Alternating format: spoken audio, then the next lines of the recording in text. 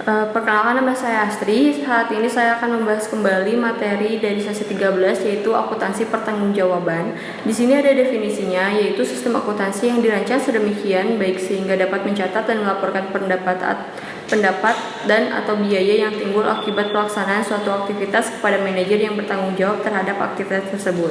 Kemudian di sini ada tujuannya, yaitu menyediakan informasi yang dapat digunakan oleh manajemen untuk mengevaluasi efisiensi penggunaan sumber daya organisasi. Selanjutnya ada skema akuntansi pertanggungjawaban. Yang pertama yaitu menghitung biaya sesungguhnya setiap aktivitas selama periode tertentu.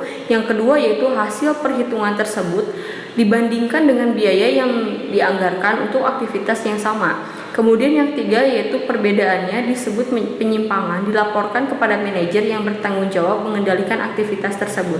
Kemudian ada penentuan pihak yang mengendalikan biaya. Yang pertama yaitu sistem akuntansi pertanggungjawaban yang efektif harus memisahkan biaya terkendali dengan biaya yang tidak terkendali. Yang kedua yaitu asumsi dasar akuntansi pertanggungjawaban adalah individu yang berwenang mengendalikan aktivitas harus bertanggung jawab terhadap biaya yang timbul akibat pelaksanaan aktivitas tersebut.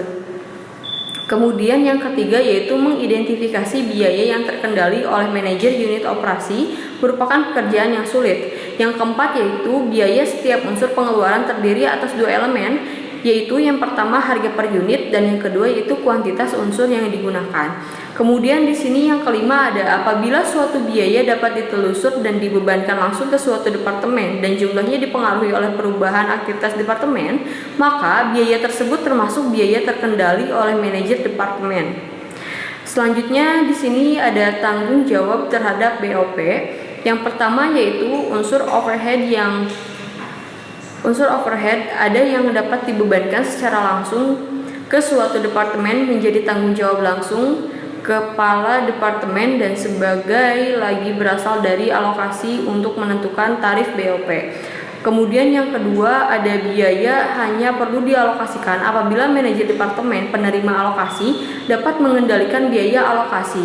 Yang ketiga ada departemen pemakai harus mengetahui harga jasa sebelumnya membeli sehingga dapat mempertimbangkan biaya dan manfaatnya. Selanjutnya ada tujuan utama. Tujuan utama yang pertama di sini ada memotivasi individu mencapai kinerja yang tinggi dengan melaporkan efisiensi dan inefisiensi kepada manajer pusat pertanggungjawaban dan atasannya. Kemudian yang kedua yaitu memberikan informasi yang dapat membantu manajemen manajer pusat pertanggungjawaban untuk mengidentifikasi inefisiensi sehingga mereka dapat mengendalikan biaya menjadi lebih efisien. Di sini juga ada analisis penyimpangan dan anggaran fleksibel.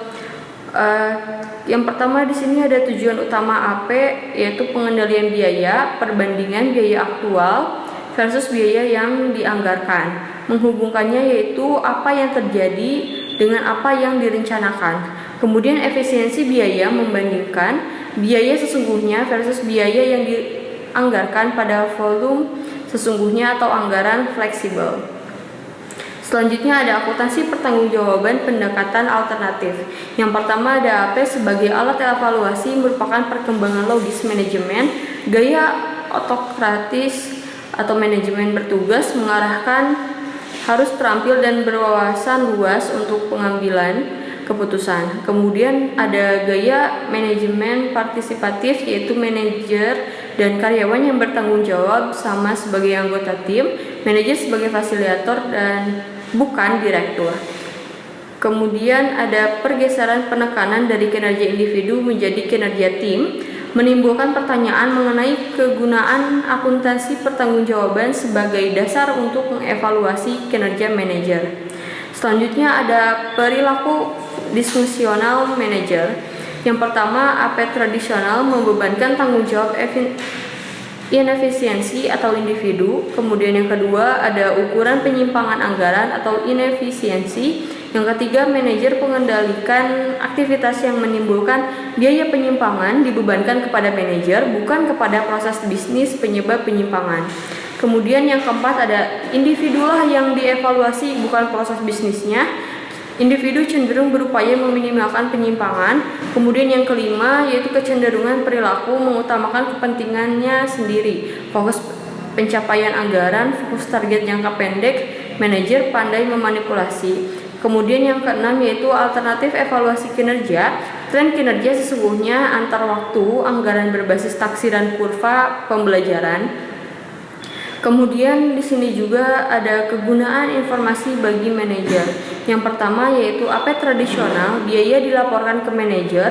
Kemudian yang kedua yaitu sebagian besar AP membuat dasar anggaran dengan ukuran volume yang tidak selalu terkait dengan terjadinya biaya. Yang ketiga yaitu data pengendalian oleh AP terlalu ringkas berupa data keuangan yang tidak mudah diinterpretasi oleh manajer tingkat operasi atau dari berbagai disiplin ilmu.